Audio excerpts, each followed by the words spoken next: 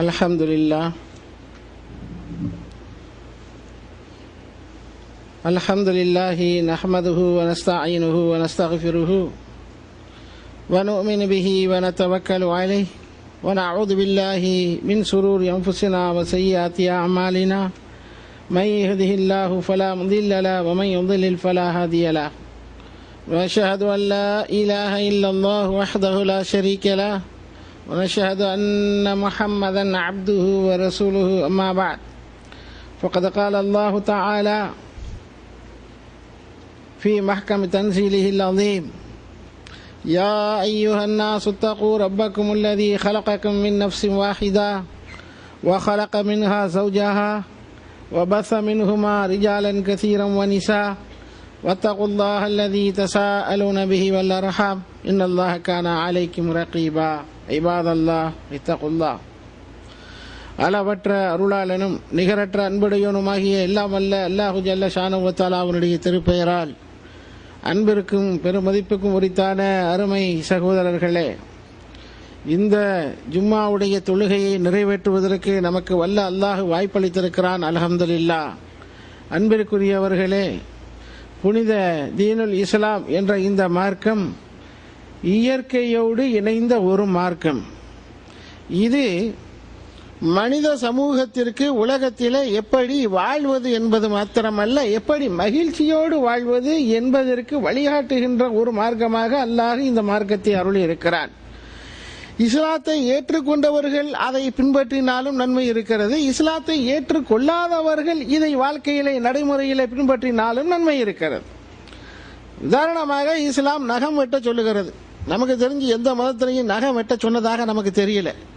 இன்னும் சொல்ல போனால் நகம் வெட்டாதேன்னு சொல்லி மத தலைவர்கள்லாம் இவ்வளவு நீளத்துக்கு நகத்தை வளர்த்து வச்சிருக்கிற காட்சியை பார்த்துருக்கிறோம். நகம் வெட்ட சொல்லி இருக்கிறது, அது சுகாதாரத்திற்கு அடிப்படை. ஆகவே இந்த நகம் வெட்டுவது என்பது முஸ்லிம்களுக்கு மாத்திரம் சொந்தமா, அல்லது நகை வெட்டி நம்ம சகோதரர்களுக்கு கடையில் மாத்திரம்தான் விற்கிதா? இல்லை, எல்லோரும் பின்பற்றுகிறார்கள். எல்லா மதத்தவர் எல்லா இனத்தவர்களும் அதை பயன்படுத்துகிறார்கள். அப்படியானால் இஸ்லாத்தின் கொள்கைகளை கலிமா சொன்னவர் பின்பற்றினாலும் நன்மை இருக்கிறது இம்மையிலும் மறுமையிலும், கலிமா சொல்லாதவர் பின்பற்றினாலும் நன்மை இருக்கிறது இம்மையில் மாத்திரம். ஆக மொத்தத்தில் இஸ்லாத்தின் கொள்கைகளை யார் பின்பற்றினாலும் ஏதோ ஒரு விதத்திலே அவருக்கு நன்மை கிடைக்கும். அதுதான் மார்க்கம். இப்படிப்பட்ட இந்த புனிதமான இந்த மார்க்கம் மிக மிக முக்கியமான பல கடமைகளை நம் மீது சுமத்தி இருக்கிறது. நாம் நம்மிலே பல பேர் இஸ்லாத்தை இபாதத்தான ஒரு மார்க்கம் என்று மாத்திரம் கருதி கொண்டிருக்கிறோம். அல்லது தியாக பயணம் செய்யக்கூடிய ஹஜ் உம்ராவுக்கு செல்லக்கூடியதுக்கு முக்கியத்துவம் கொடுக்கக்கூடிய மார்க்கம் என்று ஒரு சாரார் அதிலே மாத்திரம் முக்கியத்துவம் கொடுக்கிறார்கள். ஒரு சாரார் என்ன செய்வார்கள்? நோன்பு வைப்பது. இன்னொரு சாரார் இவை எவற்றிலும் அக்கறை காட்டுவதில்லை. ஜிஹாத், அல்லாஹ்வுக்காக போராடி உயிர் திறப்பது, தொழுகைனா அவங்களுக்கு இரண்டாம் பட்சம்.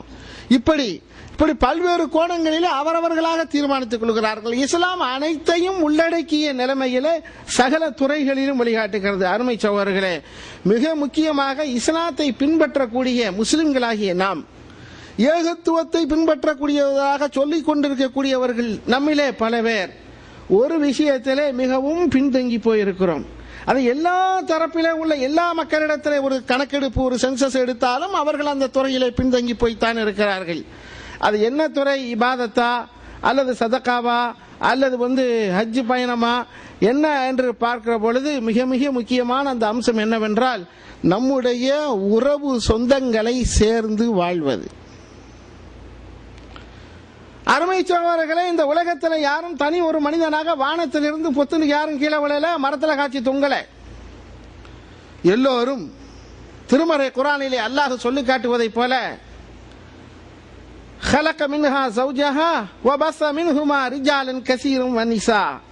அல்லாஹ் ஆரம்பத்தில் ஆதம் அலைஹிஸ்ஸலாத்தை படைத்து அவர்களிலிருந்து அவர்களுடைய துணைவியை படைத்து அவர்களிலிருந்து அத்துணை பேரையும் படைக்கிறான். வத்தகுல்லாஹ் அல்லதி தஸாஅலுன பிஹி வல் அர்ஹாம். இந்த உறவு சொந்தங்களை பற்றி இஸ்லாம் சொல்லுகிற பொழுது அர்ஹாம் அர்ஹாம் ரஹம் ரஹம் என்ற வார்த்தையை பயன்படுத்தும். ஹதீஸ்களிலே ரசூல் ஸல்லல்லாஹு அலைஹி வஸல்லம் ரஹம் என்ற வார்த்தையோடு குர்பா என்ற வார்த்தையை பயன்படுத்துவார்கள். குர்ஆனும் அந்த சொல்லாட்சியை கையாளுகிறது. வாத்திதல் குர்பா ஹக்கஹு, உங்களுடைய குர்பாக்களுக்கு உங்களுடைய உறவுகளுக்கும் சொந்தங்களுக்கும் உரிய உரிமைகளை வழங்கி விடுங்கள். வல் மிஸ்கீன் வபன சபீல், ஏழைகளுக்கும் வழிபோக்கர்களுக்கும் அவர்களுக்கு உரிய உரிமைகளை வழங்கி விடுங்கள். இந்த குர்பா, இந்த அர்ஹாம் என்ற இந்த பதங்கள் எல்லாம் யாரை குறிக்கிறது? யார் நம்முடைய சொந்தக்காரர்கள்? நிறைய பேர் என்னுடைய உடன்பரவா சகோதரன் சகோதரி, என்னுடைய உடம்பரவா அண்ணே, இப்படியெல்லாம் சொல்லிக்கொண்டு அதிகமான சலுகைகளையும் உரிமைகளையும் கொடுத்து கொண்டு இருக்கிறார்கள். உன் கூட உடம்பிறந்த சகோதரர்கள் இருக்கிறார்களே, அவர்கள் எந்த கணக்கில் வர்றா? அருமை சகோதரர்களே, முதலில் நம்முடைய ரகம், நம்முடைய இரத்த பந்த உறவுகள் யார் என்பதற்கு இஸ்லாம் ஒரு வரையறை காட்டுகிறது. அவர்கள் யார் என்றால், நம்முடைய தந்தை வழியிலே உறவுக்காரர்கள், நம்முடைய தாயின் வழியிலே உறவுக்காரர்கள். தந்தை வழி உறவு என்றால் உங்களுக்கு தெரியும், தந்தையோடு உடன் பிறந்த பெரிய வாப்பா சின்னத்தா. தாய் வழி உறவு என்றால் தந்தையோடு உடன் பிறந்த பெரிய வாப்பா சின்னத்தா, தந்தையோடு உடன் பிறந்த சகோதரிகளான நம்முடைய அத்தைமார் மாமிமார். அது மாதிரி தாயோடு தொடர்புள்ள உறவுக்காரர்கள் என்றால் தாயுடைய உடன் பிறந்த பெரியம்மா சின்னம்மா, அல்லது தாயோடு உடன் பிறந்த மாமு, தாய் மாமன் என்று சொல்வார்கள். இதுக்கு மட்டும் ரொம்ப முக்கியத்துவம் கொடுப்பான். எதுக்கு? சங்கிலி வாங்குறதுக்கு, பணம் வாங்குறதுக்கு. இனத்தை இருந்தாலும் தாய் மாமன், குழந்தை பார்த்தோன்னா கூப்பிட்டு சொல்லுவாங்க, யாரு மாதிரி இருக்கு பிள்ளை, அப்படியே அவங்க தாய் மாமனை உரிச்சு வச்ச மாதிரி இருக்கு, சும்மா சொல்லுவாங்க பொய், அவன் ஒரு சங்கிலி கொடுப்பான். இப்படி ஆக அந்த வரவுக்கும் அந்த வருமானத்துக்கும் மாத்திரம் தாய் மாமனுக்கு ரொம்ப முக்கியத்துவம் கொடுக்கக்கூடிய ஒரு சமுதாயம் நம்முடைய சமுதாயம், தமிழ் சமுதாயம். ஸ்ரீலங்காவில் எப்படிங்கிறத பத்தி நமக்கு தெரியாது. அருமை சகோதரர்களே, இப்ப உறவு என்று இஸ்லாம் வரையறுக்கக்கூடிய போடுகின்ற அந்த எல்லைக்குள்ளே வரக்கூடியவர்கள் தாயோடு தொடர்புடைய உடன் பிறந்த அந்த சகோதர சகோதரிகள், தந்தையோடு உடன் பிறந்த சகோதர சகோதரிகள். சில அறிஞர் பெருமக்கள் மேலும் என்ன விளக்கம் கொடுக்கிறார்கள் என்றால், அவர்களுடைய பிள்ளைகளும் அந்த வட்டத்துக்குள் வருவார்கள். அப்படியே அத்தை மக, பெரிய வாப்பா மக, சின்னத்தா மக, மாமு மக, இந்த மாதிரியான அந்த அவர்களுடைய பிள்ளைகளும் நம்முடைய உறவுக்குள் வருவார்கள். இதுபோக இன்னொன்று முக்கியமான விஷயம், நம்மோடு உடன் பிறந்தவர்கள் இருக்கிறாங்க இல்லையா, நம்முடைய சகோதரர்கள், நம்முடைய சகோதரிகள், இவர்கள் தான் ருஹமாக்கள், இவர்கள் தான் குரபாக்கள், இவர்கள் தான் நம்முடைய குடல் வாய் ஜனங்கள், இவர்கள் தான் இரத்த பந்தங்கள். இவர்களோடு சேர்ந்து வாழ்வது என்பது எப்படி அப்படின்னு கேட்டீங்கன்னா, ஏதோ சுமார் கடமை அல்ல, ஃபார்மாலிட்டிஸ் அல்ல, இது முக்கியமான ஒரு வாஜிபு. இன்னும் சொல்ல போனால் ஒரு ஃபர்து. ஒவ்வொரு முஸ்லிம், நான் கேட்கிறேன், உங்களுடைய சிந்தனைகளுக்கு சொல்லுகிறேன், நம்மள தாய் வழியில எத்தனை சொந்தம் இருக்கிறோம், தகப்பனார் வழியில எத்தனை சொந்தம் இருக்கிறோம், எத்தனை பேரோடு நம்முடைய உறவு நீடிக்கிறது, எத்தனை பேரோடு நம்முடைய உறவு தொடர்பே இல்லாமல் துண்டித்து போய் கிடக்கிறது. அருமை சகோதரர்களே, இதை சாதாரணமாக நாம் நினைக்கிறோம். நாம் ஒரு சாதாரண விஷயமாக நினைத்துக் கொண்டிருக்கிறோம். ஷைத்தான் 1000 காரணங்களை உள்ளே கொண்டு வந்து நுழைப்பான். ஏன்னா அவங்களுக்கு நமக்கு தராரு, என்னத்த இருந்தாலும் நம்மளை திட்டான், நடுத்தூரில் வச்சு பேசிட்டான், நம்ம திட்டா சகோதரி, நம்ம மாமி திட்டா, என்னத்தை இருந்தாலும் அவங்க நம்மளை விட்டு கல்யாணத்தை முடிச்சு விட்டா, நம்மளை மதிக்கல அப்படின்னா நம்முடைய பாரம்பரியமான நம்முடைய நிலைப்பாடு என்ன? மதியாதார் தலைவாசல் மிதிக்காதே, கௌரவ பிரச்சனையாம், கவரிமான் ஜாதியாம், ஒரு மயிர் நீப்பின் உயிர் வாழாத இனத்தை சேர்ந்தவங்களாமா, உப்பு போட்டு சோறு திங்கிறவங்களாம். இப்ப பாதி பேர் உப்பை போடுறது இல்லை, அவ்வளவு பேருக்கு பிரஷருங்க. அருமை சகோதரர்களே, இப்படிப்பட்ட தேவையில்லாத சைத்தானியத்தான சிந்தனையை உள்ள கொண்டு வந்து மானம், ரோசம், வெக்கம், சூடு, சொரணை, நம்ம நம்முடைய மதியாதார் வாசல் மிதிக்காதே அப்படிங்கிறதுக்காக வேண்டி என்ன செஞ்சிருது, அந்த உறவையே சுத்தமா துண்டித்து விடுகிறது. இது பார்ப்பதற்கு நியாயம் போல தோணும். நம்ம சமூக அமைப்புல ஸ்ரீலங்காவுடைய மக்கள் அப்படித்தான் இந்த கொள்கையை தான் அவங்க பின்பற்றுறாங்க. அதாவது என்னன்னா, மதியாதார் தலைவாசல் மிதிக்காதே.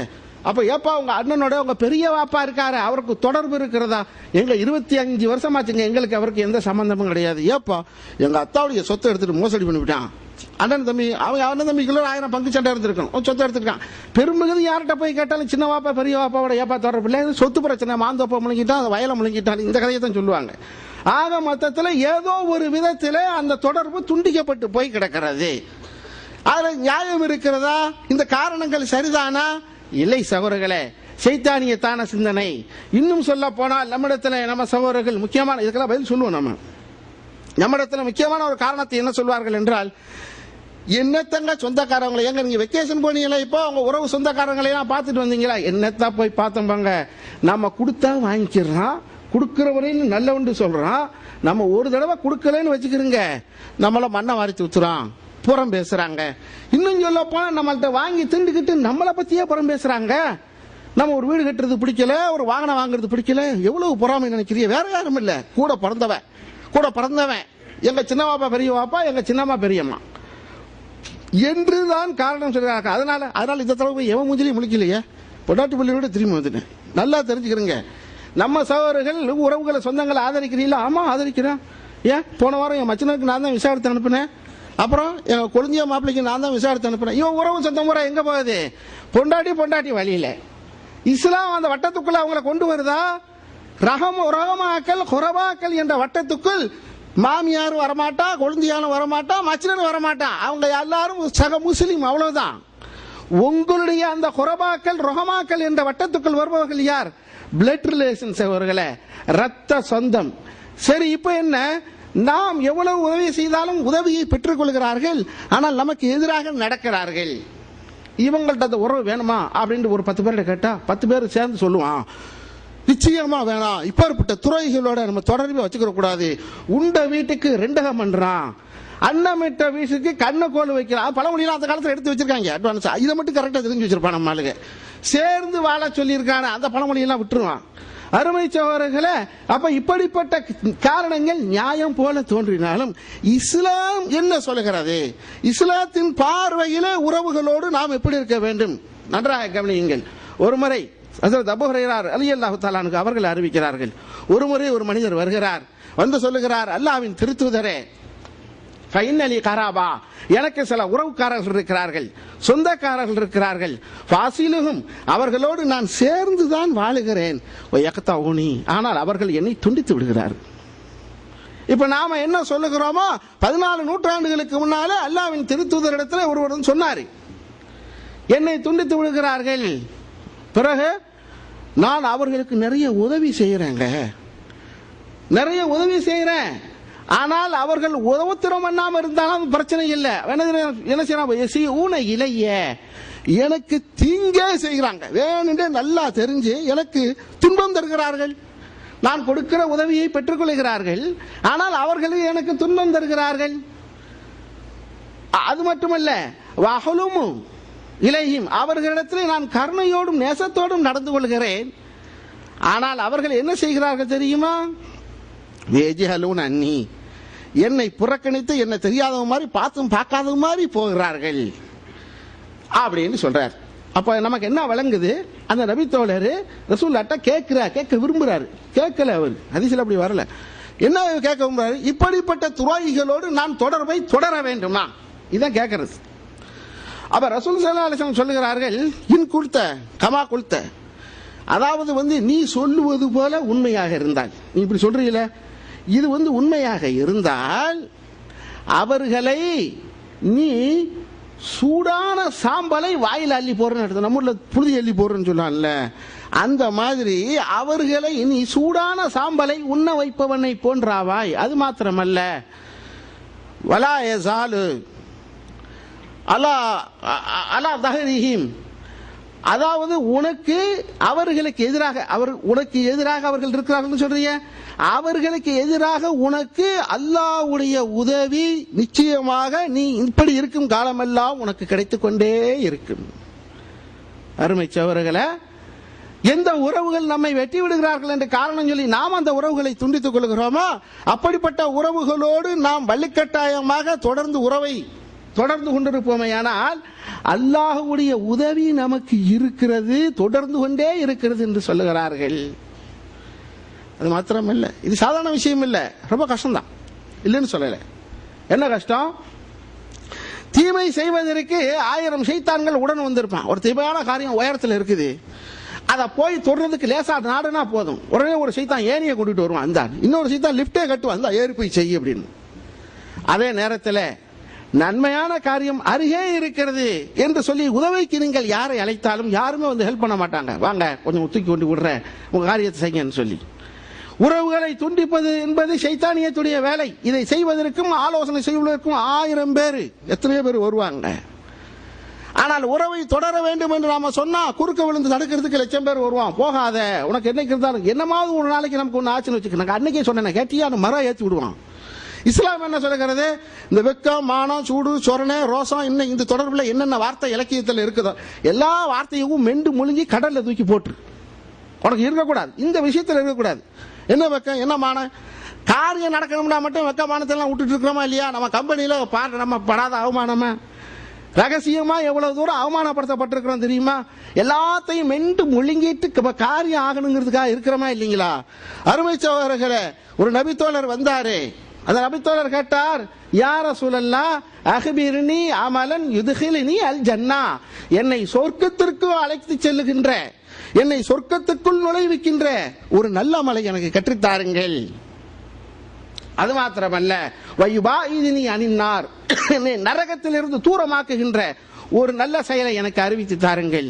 அவர் ரசூல் ஸல்லல்லாஹு அலைஹி வஸல்லம் சொன்னார்கள், அன்து வஹீத் அல்லாஹ் வலா துஷ்ரிக் பிஹி ஷையா, அல்லாஹ்வை மாத்திரமே நீ வணங்க வேண்டும், அவனுக்கு இணை வைக்காதே. வ துகீமு ஸலா, நீ தொழுகையை நிலைநாட்டு. வ துதி ஸகா, நீ ஸகாத்தை ஒழுங்காக கொடு. கடைசியாக சொன்னார்கள், வ தஸிலுர் ரஹம், உன்னுடைய உறவுக்காரர்களை நீ சேர்ந்து வாழு, சொர்க்கத்துக்கு போகலாம். இன்னும் தெளிவாக நச்சின் உச்சந்தலையில் அடிச்ச மாதிரி ரசூல் ஸல்லல்லாஹு அலைஹி வஸல்லம் சொன்னார்கள், லா யதுகுலுல் ஜன்னத அல் காத்தியா, உறவுகளை எவன் துண்டித்து வாழுகிறானோ அவன் சொர்க்கம் செல்லவே மாட்டான். மிகப்பெரிய பாவம் சகோதரர்களே. அந்த பாவத்தை நம்ம சர்வ சாதாரணமா செஞ்சுக்கிட்டு இருக்கிறோம். அதுக்கு நியாயமான காரணங்களை, அதை நியாயப்படுத்துவதற்கு போலித்தனமான சில காரணங்களை, இஸ்லாத்துக்கு ஏற்றுக்கொள்ளாத காரணங்களை எல்லாம் நாம் சொல்லிக் கொண்டிருக்கிறோம்.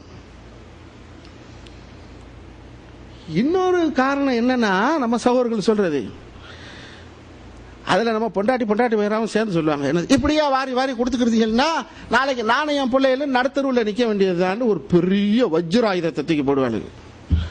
பக்கத்தில் உட்காந்து அந்த பக்கத்துக்கு நம்ம மாமியார் மாமனார், ஆமாங்க சொல்ற நியாயம் தானே, நாளைக்கு உங்க பிள்ளைகளுக்கு யார் பாப்பா? நீங்க உங்க அண்ணன் கொடுக்குறீங்க, அக்காண்டு கொடுக்குறீங்க, சின்னம்மாண்டு கொடுக்குறீங்க, சித்தப்பாண்டு கொடுக்குறீங்க, உங்களுக்கு யார் பாப்பா? அப்ப அதனால என்ன செய்யணும்? அந்த ஏரியாவுக்கு போகாதீங்க, வாங்க எங்க ஊர்ல எங்க வீட்டுக்கு பக்கத்துல ஒரு இடம் இருக்கு தாரன், அங்கே வீட்டை கட்டிக்கிட்டு அங்கே இருந்துருங்க. என்ன செய்யறேன்? ஊர் விட்டு ஊர் மாதிரி போக வேண்டாம் என்று இஸ்லாம் சொல்லவில்லை, தாராளமா போங்க, இல்லைன்னு சொல்லல. நீ போ, எங்க வேண்டாம், லண்டன்ல போய் வீட்டை கட்டிக்க. ஆனா ஒரு டெலிபோன் அடிச்சு உறவுக்காரர்களோடு உறவை தொடர வேண்டும் என்றால் என்ன அர்த்தம் தெரியுமா? சொத்துல பங்கு கொடுன்ற அர்த்தம் இல்லை சகோதரர்களே. என்ன அர்த்தம்? அவர்கள் வீட்டுக்கு போங்க, அவர்களுக்கு சலாம் சொல்லுங்கள், அவர்களை ஜியாரா செய்யுங்கள், நலம் விசாரியுங்கள். சில நேரங்களிலே அவர்கள் துவண்டு போய் இருக்கிற நேரத்தில் துணைக்கு போய் நின்று தோள் கொடுங்கள். சும்மா வீட்டுக்கு காலையிலையும் மத்தியானமும் சாப்பாட்டுக்கு நைட்டுக்கு சாப்பாட்டுக்கு நீனே வாங்கி கொடுன்னு சொல்லி அர்த்தம் அல்ல. மக்கள் அப்படி புரிஞ்சுக்கிட்டு இருக்கிறான். என்னைக்காவது ஒரு நாளைக்கு 2 வருஷத்துக்கு ஒரு தடவை போக போறது இல்லை. ஒரு சேலை, துணிமணி, செண்டு பாட்டில் மிஞ்சி போனா அந்த காலத்திலிருந்து 500 வருஷமா நம்ம ஆளு கப்பலில் ஏறி கடந்து இந்த இதை தாண்டி வேற எதுவும் அவனுக்கு மூலையில வந்ததே கிடையாது. இந்த ஜாமான் இங்கே தான். தைல பாட்டிலுக்கு 10,000 கேள்வி, தாவணி, செருப்பு, அந்த கோடாலி சாப்பு, இதை தாண்டி எதுவும் கிடையாது. மிஞ்சி போனா எதை நீ கொடுக்க போற? சில நேரத்தில் கொண்டு கொடுத்தா போன சவரம் நீ கொடுத்தது இன்னும் பொட்டிக்கல கிடக்கும். அப்ப இது அதிகபட்சமா இதை கொடுத்து ஒருத்தன் ஏழையா போயிருவானா?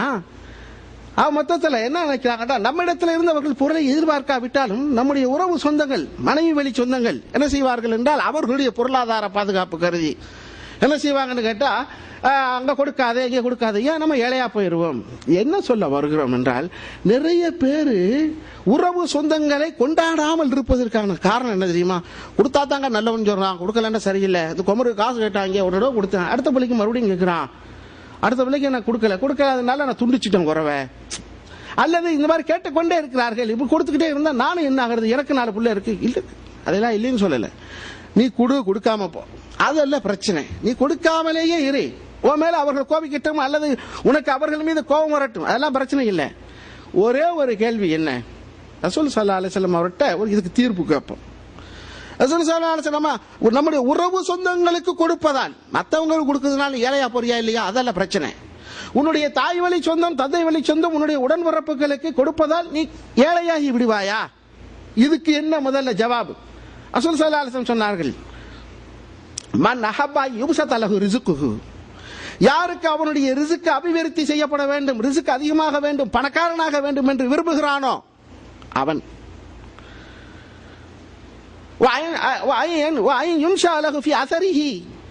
அவனுடைய ஆயுள் நீளமாக்கப்பட வேண்டும் என்று யார் விரும்புகிறானோ, இதையே வேற மாதிரி சொல்ற மாதிரி இருந்தா, நீண்ட ஆயுளும் நிறைந்த செல்வமும் நிதமும் பெற்று வாழ வேண்டுமானால் அவன் ஒரு காரியம் செய்யட்டும் என்று ரசூல் ஸல்லல்லாஹு அலைஹி வஸல்லம் சொன்னார்கள். அது என்னது? நல்ல ஆஸ்பத்திரியில் போய் வைத்தியம் பண்றதோ அல்ல பெரிய கம்பெனியில் வேலை பண்றதோ இல்லை. நீண்ட ஆயுளும் நிறைந்த செல்வமும் ஒரு மனிதனுக்கு எப்படி கிடைக்கும் என்பதற்கு ஒரே ஒரு நிபந்தனை ரசூல் ஸல்லல்லாஹு அலைஹி வஸல்லம் சொன்னார்கள். அது என்ன தெரியுமா? ஃபல் யஸில் ரஹிமஹு, அவனுடைய உறவை அவன் சேர்ந்து வாழட்டும். அதான் சகோதரர்களே, எதை ரசூல் ஸல்லல்லாஹு அலைஹி வஸல்லம் காரணமாக சொன்னார்களோ அதே காரணம் காட்டி உறவை கட் பண்றான். என்னது? கொடுத்தா ஏழையா போயிடும். உறவுக்கு கொடுத்தால் ஒருவன் ஏழையாக மாட்டான், மாறாக என்ன செய்வான்? பணக்காரன் ஆவான். சகோதரர்களே, பணக்காரன் ஆவான். நன்றாக உங்களுடைய இதயத்தில் எழுதி வைத்துக் கொள்ளுங்கள். உங்களுடைய தாய் வழி உறவுக்கு தந்தை வழி உறவுக்கு கொடுத்ததால் நீங்கள் ஏழையாகிவிட மாட்டீர்கள். மாத்திரமல்ல, உறவை பேணுவது என்றால் என்னவென்று நினைத்துக் கொண்டிருக்கிறார்கள். அந்த உறவுக்குள்ளேயே சின்னம்மாவிலேயே பெரியம்மா வசதியா இருக்கும், சின்னம்மா வசதி குறைவா இருக்கும். பெரியம்மாவோட போக வருவான், சின்னம்மாவை கட் பண்ணிடுறேன். அவங்க கொஞ்சம் வசதி கம்மியா இருக்காங்களாம். ரெண்டு அண்ணன்மாரெல்லாம் பெரியவர் வறுமையில் இருப்பாரு, சின்னவர் வசதியில் இருப்பாரு. வசதியில் இருக்கிற சின்ன அந்த அண்ணன் வீட்டுக்கு தான் போவார், வறுமையில் இருக்கிற அண்ணன் வீட்டுக்கு போக மாட்டார். அப்ப இவர்கள் என்ன நினைக்கிறார்கள்? ஏப்பா அங்க போறது இல்லையா? இது என்னங்க இருக்கு, நம்ம போனோம்னா அவங்க நமக்கு நாளைக்கு அவன் வந்தா அந்த சிங்கப்பூர்ல இருந்து வந்தா பிள்ளைகளுக்கு துண்டு துணியா கொடுப்பான். அப்ப பதிலுக்கு நாமும் கொடுத்தாகணுமே, அதுக்காக என்ன செய்யறது? நாம போய் கொடுத்துடுறது. அப்ப பெரிய அண்ணன் அவருக்கு நமக்கு போக்குவரத்து கிடையாதுங்க. அப்ப உறவை பேணுவதற்கு இவன் வச்சிருக்கக்கூடிய அந்த அளவுகள் பேசிக் என்ன அப்படின்னு கேட்டா, அவன் ஏதாவது கொடுத்தா நாம ஏதாவது கொடுக்கிறது, நாம கொடுத்தா அவன் கொடுக்கிறது. இது பரஸ்பர பரிவர்த்தனை. இப்படி பேணுவது உறவை பேணுவதா? உண்மையிலேயே உறவை பேணுவது என்றால் என்ன? அந்த உறவு என்ன செய்யுது தெரியுமா? அன்னை ஆயிஷா அவர்கள் அறிவிக்கிறார்கள், ரசூல் ஸல்லல்லாஹு அலைஹி வஸல்லம் சொன்னதாக சஹீஹ் புகாரில வருது. அந்த உறவு ரஹம் என்பதும் அல்லகத்தும் பி அர்ஷ், அல்லாஹ்வுடைய அரிசியிலே தொங்கிக் கொண்டிருக்கிறது. அது சொல்லுமா, யா அல்லாஹ் மன் வசலனி, யார் என்னை சேர்ந்து என்னை பேணுகிறானோ வசலஹுல்லாஹ், அல்லாஹ் அவனை பேணட்டும். அவன் கத்தானி கத்தாஹுல்லாஹ், யார் என்னை துண்டித்து விடுகிறானோ அல்லாஹ் அவனை துண்டித்து விடட்டும். உறவு சொந்தங்களை துண்டித்து நடப்பவனை அல்லாஹ் துண்டித்துக் கொள்ளட்டும் என்று அந்த உறவே சொல்லுகிறது என்று அன்னை ஆயிஷா சொல்லுகிறார்கள். அப்ப இந்த உறவை பேணுவது என்றால் என்ன? பரஸ்பர பரிவர்த்தனை அல்ல. ரசூல் ஸல்லல்லாஹு அலைஹி வஸல்லம் அதையும் சொல்லுகிறார்கள், லைஸல் வாசிலு பில் முகாஃபை, உண்மையிலேயே தன்னுடைய இரத்த பந்த உறவை பேணுதல் என்பது இருக்கிறதே, பேணுவது அது பரஸ்பரம் கொடுத்து வாங்கி சந்தோஷத்தை நிலைநாட்டுவது அல்ல. அப்ப பேணுறதுன்னா என்ன அர்த்தம் தெரியுமா? அல் வாசிலு, உண்மையிலேயே உறவை பேணுபவன் யார் என்றால், எங்கே உறவு துண்டிக்கப்படுகிறதோ அந்த இடத்திலே தானாக வழிய போய் உறவை தொடர்பை மீண்டும் ஏற்படுத்துகிறானோ அவன் தான் உறவை பேணுன அந்த பலனை பெறுவான். புரியுதா? சண்டை போட்டு கிடக்கிற அந்த சொந்தக்கார வீட்டில் போய் உறவை புதுப்பிக்கிறது தான் உறவை பேணுவதனுடைய உண்மையான அர்த்தமே தவிர, அவங்களும் வசதியா இருப்பாங்க நம்மளும் வசதியா இருப்பாங்க, 4 நாளைக்கு நம்ம அங்க போய் தங்குறது, 5 நாளைக்கு அவங்க இங்க வந்து தங்குறது, இது அல்ல உறவை பேணுவது என்பது. துண்டிக்கப்பட்டு கிடக்கும் உறவை மேலும் தொடர்வது. இன்னொரு முக்கியமான அம்சம், சில பேர் இருக்கிறார்கள் கொடைவள்ளல் என்று பெயர் பெற்று இருப்பார்கள், கொடுத்த சிவந்த கரம் என்று ஊரெல்லாம் அவர்களை பற்றி புகழ்வாடும். அப்படிப்பட்டவர்கள் பள்ளிவாசல் கட்டி கொடுப்பார்கள், மதரசா கட்டி கொடுப்பார்கள், இன்னும் எவ்வளவோ செய்வார்கள். ஆனா அவன் கூட பிறந்த உறவுகள் சும்மா கிடக்கும், பட்டினி கிடப்பான், அதை கவனிக்க மாட்டான். இது தர்மம் அல்ல. தர்மம் என்றால் ரசூல் ஸல்லல்லாஹு அலைஹி வஸல்லம் சொன்னார்கள், தர்மத்தை சிறப்பான முறையில் கொடுப்பதற்குரிய தர்மத்துடைய என்ன தெரியுமா? உன்னுடைய தர்மம் உன்னுடைய உறவுகளில் இருந்து தொடங்கட்டும். நாம அவங்களுக்கு வறுமையில் இருக்கிறாங்கன்னு செய்யலாம், அதுக்காக எல்லாருமே வறுமையில் இருக்கான்னு அர்த்தமா? 20 வருஷம் கொடி கட்டி வாழ்ந்தவன் எவனும் கிடையாது, 20 வருஷமா வறுமையில் கிடந்தவன் கிடையாதுங்க. எப்பேற்பட்டவனும் சரி 20 வருஷத்துல கொடி கீழே இறங்கிடும். எப்பேற்பட்டவனும் சரி 20 வருஷம் அப்படியே கிடக்க மாட்டான், மேல வந்துருவான். சவுதியில வந்து இன்னைக்கு பெரிய பெரிய வீடு கட்டி இருக்கிறது, அரபு நாட்டில் வந்து சம்பாதிச்சிருக்கோம்ல யார்? IAS IPS உத்தியோகத்தை ராஜினாமா பண்ணிட்டு வந்தவனா வேலை வெட்டி இல்லாம தெருவில் சுத்தி திரிஞ்ச ஆளுங்க. 1-2 விதிவிலக்கு இருக்கலாம், வேலை இல்லாதனால இங்க வந்தோம். அரசாங்க உத்தியோகமா இருந்தா அங்கே இருந்திருப்போமே. இல்ல பெரிய செல்வாக்கு உள்ளவங்களா கட்ட வாங்காம நான் வந்து யாரையாவது சொல்ல சொல்லுங்க பார்ப்போம். 15 வருஷத்துக்கு முன்னால. இப்ப வாப்பா காசுல பிள்ளைய வருவான், அது வேற விஷயம்.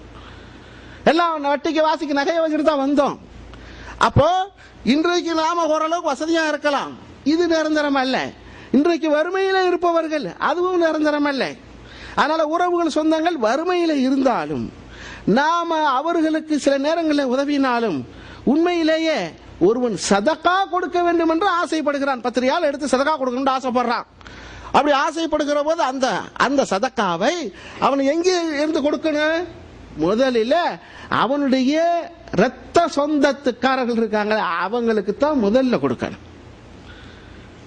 குர்ஆன்லயே அல்லாஹ் சொல்லி காட்டுறான், வல் ஜாரி பில் ஜம்பி. அது வசனத்தில் அல்லாஹ் சொல்லுவார்.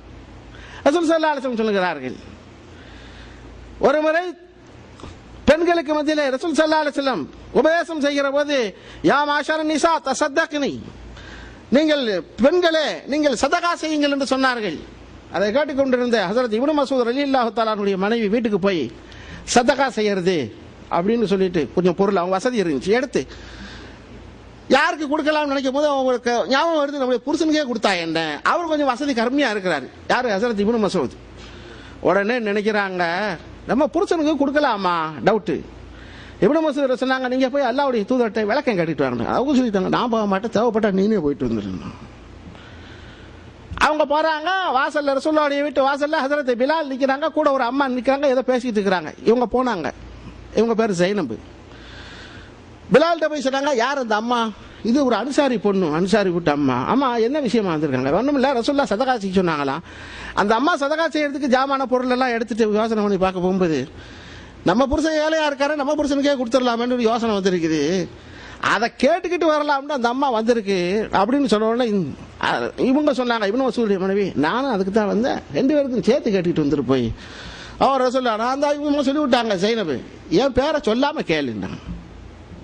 பிலால் உள்ள போனாங்க, அல்லாஹ்வின் தூதரே இப்படி செய்தி. யார் கேட்டது? அது சொல்லவனம்னு வர சொல்லியிருக்காங்களா? பொதுவாக சொன்னாங்க ஜைனப். ஐய ஜயானி, எந்த ஜைனப்? அதை ஓப்பனா சொல்லு. என் பிள்ளைய என் மக பேரு ஜைனப், என் மனைவியில் 2 பேரும் ஜைனப். எந்த ஜைனப் கேட்டாங்க. இவளுக்கு என்ன ரசூலுல்லாஹ்க்கு நம்ம மனைவி தான் ஒருவேளை இப்படி சுத்தலை கேட்டுக்கிட்டு விட்டுருக்காங்களா அப்படின்னா அது கிளியர் பண்ணிக்கிறதுக்கு. அது இப்னு மஸ்ஊதுடைய மனைவி ஜைனப். அப்படியா? லகுமா, அந்த அன்சாரி பெண்ணுக்கும் ஜைனபுக்கும் சொல்லுங்கள், அஜ்ரானி, அவ்விருவருக்கும் இரட்டை கூலி இருக்கிறது. அஜ்ரு சதகா வ அஜ்ரு கராபா, அதாவது ஒன்னு சதகாவின் நன்மை, இன்னொன்று உறவை பேணிய நன்மை. அருமை சகோதரர்களே, ஒரு நேரம் பத்தாது, ஒரு விஷயத்தை சொல்லி நான் உரையை முடிக்கிறேன். அல்லாஹ் திருமறை குர்ஆனிலே ஒரு வசனத்திலே சொல்லுவான், லன் தனாலுல் பிர்ர ஹத்தா துன்ஃபிகு மிம்மா துஹிப்புன், நீங்கள் மிகவும் நேசிக்கின்ற ஒரு பொருளை சதகா செய்யாத வரை நன்மை கிடையாது.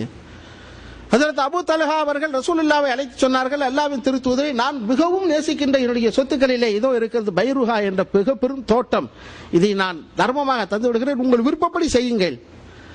ரசூல் ஸல்லல்லாஹு அலைஹி வஸல்லம், மாலுன் ராபிஹுன், மகத்தான பலன் விளையும் தோட்டம் அல்லவா, இதையா நீங்கள் கொடுக்க போகிறீர்கள்? ஆமாம். ரசூலுல்லாஹ் ஆச்சரியப்படுறாங்க, இவருக்கு ஊத்தி கொடுக்கிறார் சதகா. அப்ப நல்லா கவனிக்கணும் அருமை சகோதரர்களே, அஜர்தமார்கள்லாம் நீங்க பயான் பண்ணுவாங்க நிறைய பேர், சதகா செய்யுங்கள் சதகா செய்யுங்கள். அப்படியா? சதகாவை யாருக்கு செய்வது? என்னை விட யார் இருக்கிறா, எனக்கே கொடுத்துருக்க நிறைய பேர் அஜர்தமார் கையா. அல்லாஹ்வின் திருத்தூதரிடத்துல நான் இவ்வளவு பெரிய தோட்டத்தை சதகா செய்ய போகிறேன்னு சொன்னா என்கிட்ட சொன்னாக்கா அது மாதிரி இன்னும் 7 மடங்கு அவர் சம்பாரிச்சு கொடுப்பார். அல்லாஹ்வின் திருத்தூதர் சொன்னார்கள், இந்த சமுதாயத்தின் வழிகாட்டி, அல்லாஹ்வுடைய செய்தியை கொண்டு வந்த நம்முடைய ஆசான், நம்முடைய உயிரினும் மேலான கண்மணி ரசூல் ஸல்லல்லாஹு அலைஹி வஸல்லம் சொன்னார்கள், அபூ தல்ஹாவே, இந்த அவ்வளவு பெரிய அருமையான ஒரு சொத்தை வேறு யாருக்கும் கொடுப்பதை விட உன்னுடைய இரத்த சொந்தம் இருக்கிறார்களே அவர்களுக்கு கொடுங்கள். அபூ தல்ஹா அந்த சொத்தை தன்னுடைய தந்தையோடு உடன் பிறந்த பெரிய வாப்பா சின்ன வாப்பா மக்களுக்கு பாகம் போட்டு பிரிச்சு கொடுத்தார் என்ற செய்தியை சஹீஹ் புகாரி சஹீஹ் முஸ்லிம் பார்க்கிறோமே. நாம சதக்காவை என்னைக்காவது நம்ம பெரியம்மா சின்னம்மா அண்ணன் மக்கள் அப்படி கூட கொடுக்குறோமா? சதக்காவா கொடு. சதக்கா ரமலான்ல எங்கெங்கோ சதக்கா கொடுக்கணும். நம்ம உறவுகளில் ஏழையாக இருப்பவர்களிலிருந்து சதக்காவை ஆரம்பிச்சா 2 நன்மை இருக்குது. சதக்காவுடைய நன்மை, உறவை பேணிய நன்மை. ஆகவேதான் அருமை சகோதரர்களே, கடைசியாக நான் வேண்டுகோளை வைத்து முடிக்கிறேன். கடந்த முறை வெக்கேஷன்ல போயிட்டு வந்தோம், யோசனை பண்ணி பாருங்க, நம்ம ரத்த உறவுகள்ல எத்தனை பேரை சந்திச்சுட்டு வந்தோம், எத்தனை பேரை சந்திக்காம வந்திருக்கிறோம். வாழ்வது கொஞ்ச காலம், இன்னும் கொஞ்ச நாள், எவ்வளவு நாள் இருக்க போற மாதிரி இல்லை. இங்கேயா ஊர்லயா எங்கன்னு தெரியாது. நரை திரை மூப்பு மூன்றையும் தொட்டு விட்டோம். இனி வாழ்கின்ற காலத்திலாவது இது இன்னும் என்ன தெரியுமா, கொஞ்சம் தியாகம் பண்ணணும், கொஞ்சம் மனசை கடிக்கணும், பல்ல கடிச்சுக்கணும், கசப்ப முழுங்கிடணும். எத்தனை பிரச்சனை, என்ன சண்டை உள்ள. ராத்திரி ஒரு சன்பர் கேட்டாரு, நாங்க போறோம் எங்க பெரிய பாப்பா வீட்டுக்கு, வாசல்ல நிக்க வச்சு டமாண்டு கதவை சாத்துறாங்க. நான் என்ன பண்ணுவது அப்படின்னு தட்டி சலான் சொல்லிட்டு வா. இதுல வெக்கப்படுறதுல ஒண்ணுமே இல்லை. ஏன் அப்படின்னு சொன்னால், இது அவர்களிடத்தில் நீங்கள் நல்லவர் என்ற பெயர் வாங்குவதற்காக இல்லை, அல்லாஹ்விடத்தில் சொர்க்கம் கிடைக்கும் என்பதற்கு. அதுக்குத்தானே சகோதரர்களை இந்த பாடுபட்டுக்கிட்டு இருக்கிறோம். ஆக நாம் சொர்க்கம் செல்வதற்கு ஏராளமான வழிகளை அல்லாஹ் நம்மை சுற்றி அமைத்திருக்கிறான். அதை நாம பாடுபடுத்தி கொண்டிருக்கிறோம். தொழுகையில முன்னோடியாக இருப்பவர்கள், ஏகத்துவத்தில் முன்னோடியாக இருப்பவர்கள், பெரும் பெரும் அந்தஸ்தில் இருப்பவர்கள் எல்லாம் தன்னுடைய உறவுகளையும் சொந்தங்களையும் புறக்கணிப்பதிலே அசட்டையாக இருக்கிறார்கள், முன்னோடியிலே இருக்கிறார்கள். 1000 போலி காரணங்களை சொல்லிக் கொண்டிருக்கிறார்கள். அவற்றை எல்லாம் நம்முடைய இதயத்திலிருந்து தூக்கி வீசுவோம். இஹ்லாஸாக ஒரு லிஸ்ட் எடுப்போம். நம்ம வாப்பாவோட உடன் பிறந்தவர்கள், அவர்களுடைய பிள்ளைகள் யார்? உம்மாவோடு உடன் பிறந்தவர்கள், அவர்களுடைய பிள்ளைகள் யார்? நம்மோடு உடன் பிறந்தவர்கள், அவர்களுடைய பிள்ளைகள் யார் என்ற அந்த கணக்கை எடுத்து வைத்து அடுத்த முறை போனா அத்தனை பக்கத்து ஊர்ல இருந்தாலும் சரி, போய் அவங்கள பார்த்து சலாம் சொல்லி, அவங்க சாயா தந்தா குடிக்கிறது இல்லைன்னு சும்மா வாங்க, சலாம் சொல்லி அவர்களோடு அந்த உறவை பேணிட்டு வந்தால் அல்லாஹ் சந்தோஷப்படுகிறான், சொர்க்கம் கிடைக்கும், மகத்தான நற்கூலி கிடைக்கும்.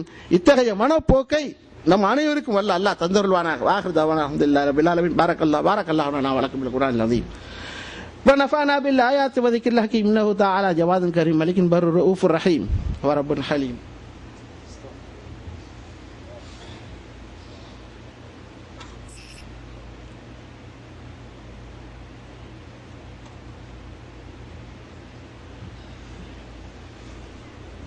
الحمد لله حمدا كثيرا كما أمر وأشهد أن لا إله إلا الله وحده لا شريك له إرغاما لمن جحد به وكفر وأشهد أن سيدنا ونبينا مولانا محمدا عبده ورسوله سيد الخلائق والبشر. عباد الله اتقوا الله تعالى من سماع اللغو وافوضوا للخبر وانتهوا عما نهاكم عنه وزجر. إن الله تعالى قد أمرنا بالصلاة على نبي عليه الصلاة والسلام بقوله تعالى إن الله وملائكته يصلون على النبي يا أيها الذين آمنوا صلوا عليه وسلموا تسليما.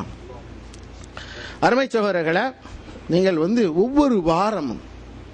ஒவ்வொரு வாரமும் ஜும்மாவில் இப்போது நாம் சொல்ல போகிற இந்த வசனத்தை நீங்கள் கேட்பீர்கள். இந்த வசனத்தில் அல்லாஹ் என்ன சொல்லுகிறார்? இன்னல்லாஹ யஅமுரு பில் அத்லி வல் இஹ்சான். இதுதான் சொல்லணும். எல்லா வாரமும் எல்லா இமாம்களும் சொல்லுவார்கள், யஅமுரு பில் அத்லி வல் இஹ்சான் வ ஈதாஇ தில் குர்பா வ யன்ஹா அனில் ஃபஹ்ஷாஇ வல் முன்கர் வல் பகி யஇதுக்கும் லஅல்லக்கும் ததக்கரூன். என்ன பொருள்? இன்னல்லாஹ யஅமுரு பில் அத்லி வல் இஹ்சான் வ ஈதாஇ தில் குர்பா. அல்லாஹ் உங்களுக்கு, உங்கள் உறவுக்காரர்களுக்கு உரிய உரிமைகளை கொடுப்பதும்படி உங்களை ஏவுகிறார். வாரம் ஹஜ்ரத் இதை சொல்கிறார். என்ன காரணம்? அதுக்கு அவ்வளவு முக்கியத்துவம் இருக்கிறது. எனவே அந்த வசனத்தை நாம் கேட்கும் போதெல்லாம், இந்த வசனத்தை இனிமேல் நாம் ஜும்மால கேட்கும் போதெல்லாம் உறவுக்காரர்களை அல்லாஹ் பேர சொல்லி இருக்கிறார் என்ற உணர்வு நம்மிடத்தில் வரட்டும். இன்னல்லாஹ யஅமுரு பில் அத்லி வல் இஹ்சான் வ ஈதாஇ தில் குர்பா வ யன்ஹா அனில் ஃபஹ்ஷாஇ வல் முன்கர் வல் பகி யஇதுக்கும் லஅல்லக்கும் ததக்கரூன். உذ்குருல்லாஹ யذ்குருக்கும் வதுஊ யஸ்தஜிப் லக்கும் வலذிக்ருல்லாஹி தஆலா அஅலா வ அவுலா வ அஸ் வ ஜல் வ தம்ஹம் அக்வா வ அக்பர். الله أكبر الله